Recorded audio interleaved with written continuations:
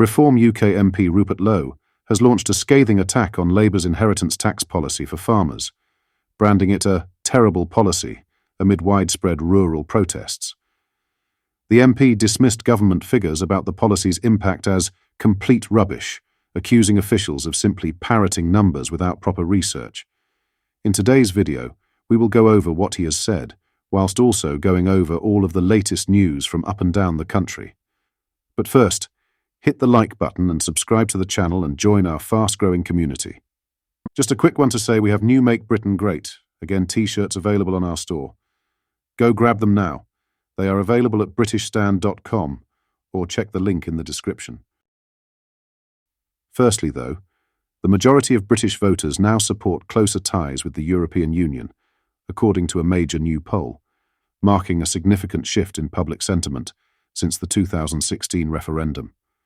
The comprehensive survey revealed that 55% of UK respondents want stronger relations with the EU. The findings, commissioned by the European Council on Foreign Relations, ECFR, show that even many Brexit-voting citizens are now favouring a closer relationship with the EU. The YouGov and Data Praxis survey, which polled 9,278 voters across 6 European nations, represents the most extensive study of UK-EU relations since Brexit. When asked about diplomatic priorities, 50% of British respondents chose Europe as the key relationship to cultivate, while only 17% selected the United States. The polling data emerges as Prime Minister Sir Keir Starmer prepares for significant diplomatic engagement with EU leaders. Starmer is set to meet EU Council leader Antonio Costa to reset the relationship between Britain and the bloc. In a further sign of warming relations, the Labour leader has accepted an invitation to meet all 27 EU leaders in Brussels on February 3rd. Reform UK MP Rupert Lowe fumed to Live TV. I think the figure the government is completely wrong, and all they simply do is come up with a figure and then they parrot it, like they do with the £22 billion black hole. They created most of that. But they parrot on about that. They just use automatons. So I'm afraid we've got government, which I don't think does its research. It basically wants to make what they're saying fit what they're doing, and I don't need a calculator to work out that what they're saying is complete rubbish. It's even worse, given that Steve Reid, on numerous occasions before the election, said there would be no changes to agricultural property relief, and he simply resigned on that. So I think this is a terrible policy. I think the state is wasting money everywhere. To break the backbone of Britain with the small businesses and the farms is bonkers, but Labour seem to be doing their best to upset everybody. They've upset the pensioners. The private schools, which ultimately were one of our best exports, are being damaged by an extraordinary policy, which ultimately I think will cost the government money.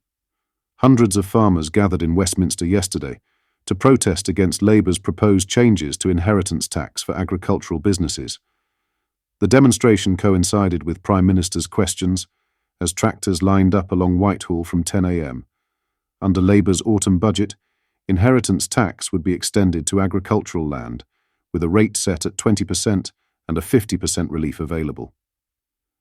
Currently, the first £325,000 of an estate is exempt from inheritance tax, with amounts above that taxed at 40%.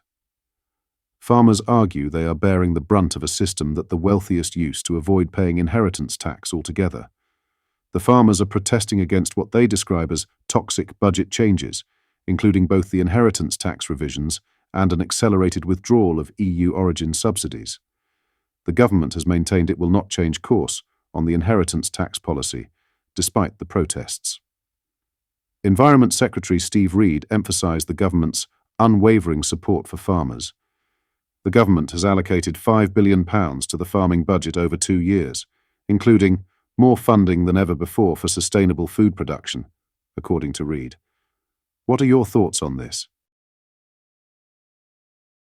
In other news, a Kidderminster resident has been left absolutely astounded after his insurance company refused to pay for storm damage because wind speeds were 2 miles per hour too slow to qualify as an official storm.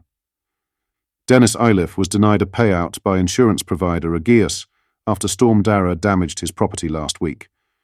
The company insisted that because wind speeds in Kidderminster reached only 53 miles per hour, Rather than the required 55 miles per hour threshold, the weather event did not meet their definition of a storm.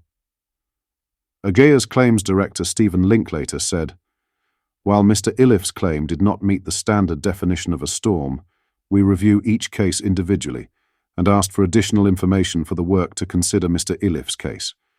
Now that we have supporting information, we have agreed to settle Mr. Iliff's claim." Iliff has been left £500 out of pocket after having to replace his aerial and repair his chimney following the storm damage. They didn't want to know. They said the gust was only 53 miles per hour, and it has to be 55 miles per hour to be declared a storm, he told the BBC. The damage wasn't isolated to Iliff's property, with neighbours also suffering destruction to their homes during the severe weather. Several properties on his street saw aerials destroyed and brickwork damaged, while roof tiles were blown off, and one resident had their greenhouse windows blown out. At least one of Iliff's neighbours has encountered the same problems with insurance claims. The Association of British Insurers, ABI, has confirmed that a storm is officially defined as a period of violent weather defined as wind speeds with gusts of at least 48 knots, 55 miles per hour. Across the country, the storm caused unprecedented damage, with Birmingham City Council receiving 2,642 emergency calls during the weather event. The storm's impact was particularly severe in rural areas, where thousands of homes lost power. Between 6 a.m. on Saturday and 10 a.m. on Sunday, firefighters across 38 stations in the West Midlands attended 122 weather-related incidents. Iliff expressed his frustration with the insurance system, saying, "You pay insurance, you think you're covered. But when you come to make a claim, they don't want to pay." While acknowledging insurers may be wary of people using storms as a pretext for claiming on pre-existing damage, he questioned the logic of such specific thresholds. "But what on earth are you covered for?" he asked. "If you have a fire, does the fire have to be a certain temperature? It beggars belief." The situation has been likened to acts of God, which are traditionally quoted by insurance providers as events they will not cover. What are your thoughts on what we discussed in today's video? Let me know down in the comment section below. I want to quickly say thank you for all the recent support on the channel. We are growing really fast and are now getting closer to our goal of 200,000 subscribers.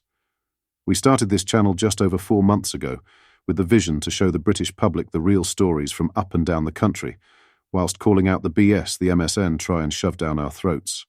So from everyone at British Stand, thank you. If you've not yet already, make sure you do drop a like on this video and subscribe to the channel for more British content. Thank you. Take care. Goodbye.